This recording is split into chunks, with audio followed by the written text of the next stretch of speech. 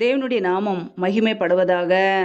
வேதத்தில் நாம் வாசிக்கிறோம் 55ஆம் சங்கீதம் 22ஆம் வசனத்திலே, கர்த்தர் மேல் உன் பாரத்தை வைத்துவிடு, அவர் உன்னை ஆதரிப்பார், நீதிமானை ஒருபோதும் தள்ளாட விட்டார் என்று கர்த்தருடைய வார்த்தை தெளிவாக கூறுகிறது.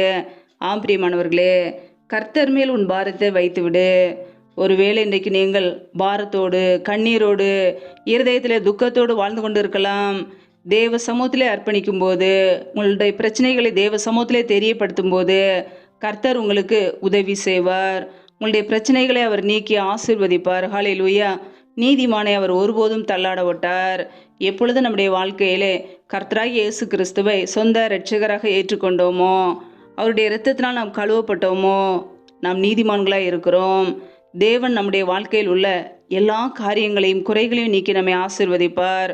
ஒருபோது நம்மை தள்ளாட விட்டார். ஹல்லேலூயா.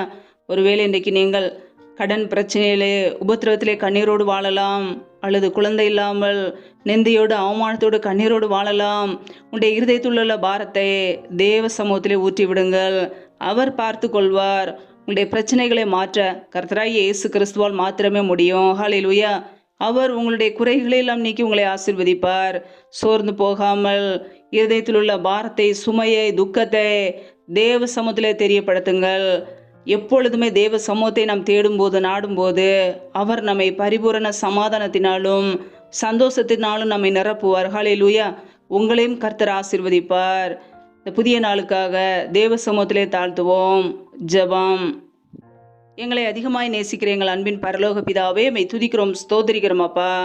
இந்த புதிய மாதத்துக்குள்ளே எங்களை அழைத்து கொண்டு வந்த கிருபைக்காக உமக்கு ஸ்தோத்திரம், ஸ்தோத்திரம், ஸ்தோத்திரம். ஒவ்வொரு நாளும் கண்ணின்மணி போல எங்களை பாதுகாத்து கிருபையோடு, ஜீவனோடு, சுகத்தோடு, பலத்தோடு, ஆரோக்கியத்தோடு எங்களை வைத்திருக்கிறீரே, உமக்கு நன்றி, நன்றி, நன்றி. இப்பொழுது இணைந்திருக்கிற ஒவ்வொரு குடும்பங்களையும் உடைய கரங்களிலே அர்ப்பணிக்கிறோம். கர்த்தர் தாமே ஒவ்வொரு குடும்பத்தையும் பாதுகாத்துக் கொள்வீராக, ஆசீர்வதிப்பீராக. இந்த நாளிலும் பிள்ளைகள் செய்ய போகிற எல்லா காரியங்களையும் வாய்க்க பண்ணுங்கப்பா. என்னென்ன முயற்சிகள் எடுக்கிறார்களோ எல்லாவற்றையும் வாய்க்க பண்ணுங்க. கர்த்தரே கூட இருந்து ஆசீர்வதிங்க, பலப்படுத்துங்க. பிரயாணங்களில் போகும்போது, வரும்போது பிள்ளைகளை பாதுகாத்து கொள்ளுங்க. எந்த சத்துருக்களின் கிரியைகளோ, பொல்லாப்புகளோ, தீமைகளோ பிள்ளைகளை தொடக்கூடாது. வேலி அடைங்க. இயேசு கிறிஸ்துவின் ரத்த கோட்டைக்குள்ளே அர்ப்பணிக்கிறோம். புதிய நாள் அபிஷேகம் பண்ணுங்க. ஆவிக்குரிய வரங்களினாலும் கனிகளினாலும் நிரப்பி பிள்ளைகளை ஆசீர்வதிங்க. வானத்தின் பலகணிகளை திறந்து ஆசீர்வதிங்க. அப்படியே கரங்களிலே தாழ்த்துகிறோம். இயேசு கிறிஸ்துவின் மூலம் ஜெபிக்கிறோம், ஜீவனுள்ள நல்ல பிதாவே, ஆமேன். கர்த்தர் தாமே உங்களையும் உங்கள் குடும்பங்களையும் ஆசீர்வதிப்பாராக. ஆமேன்.